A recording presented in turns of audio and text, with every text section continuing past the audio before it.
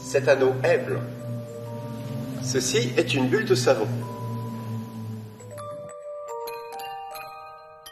Dans le cadre de la saison culturelle 2010, mardi 12 et mercredi 13 octobre, la salle de la Frégate des Atlantes accueillait le spectacle Même si c'est faux, c'est vrai. Quelques heures avant la première représentation sablaise du spectacle, lors du filage technique, nous sommes allés à la rencontre de son créateur, le magicien et poète Thierry Collet.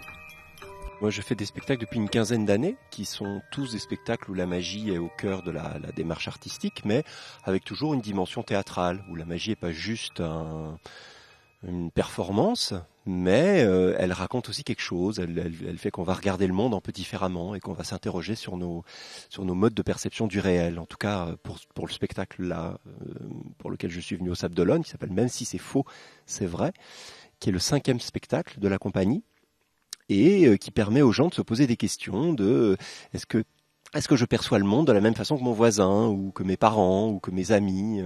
Est-ce qu'il y a des grosses différences sur la façon dont on interprète la réalité? Très tôt, j'ai beaucoup aimé les livres. En fait, ça a beaucoup accompagné mon enfance, mon adolescence. Alors des livres de magie, bien sûr, j'en parle dans le spectacle, puis aussi des bouquins de littérature, des bouquins de philosophie aussi. Donc je convoque pendant le spectacle pas mal de mes lectures d'enfance et d'adolescence, et je trouve que c'est aussi un moyen de frotter la magie à d'autres arts, à faire que la magie elle va être mise en perspective, à ce qu'on la regarde un petit peu différemment.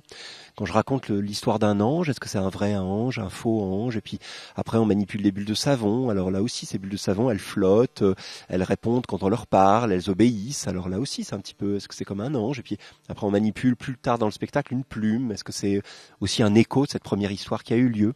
Donc toutes les choses, tous les éléments, que ce soit la littérature, la philosophie, la manipulation de magie, tout se répond un petit peu à distance, souterrainement, pour créer des correspondances un peu mystérieuses. De retour en Europe, on aperçoit inopinément dans la vitrine d'un antiquaire un fétiche à l'oreille cassée. Apparemment donc le fétiche original. Achat immédiat de l'objet qui, comme on va rapidement s'en apercevoir, n'est malheureusement ni le fétiche original, ni une contrefaçon, mais un double de l'original. Ce diagnostic pessimiste est bientôt confirmé, car les doubles se mettent soudain à proliférer à l'infini. Voici un magasin entier qui regorge de fétiches à l'oreille cassée. L'original a définitivement disparu, submergé parmi ses doubles.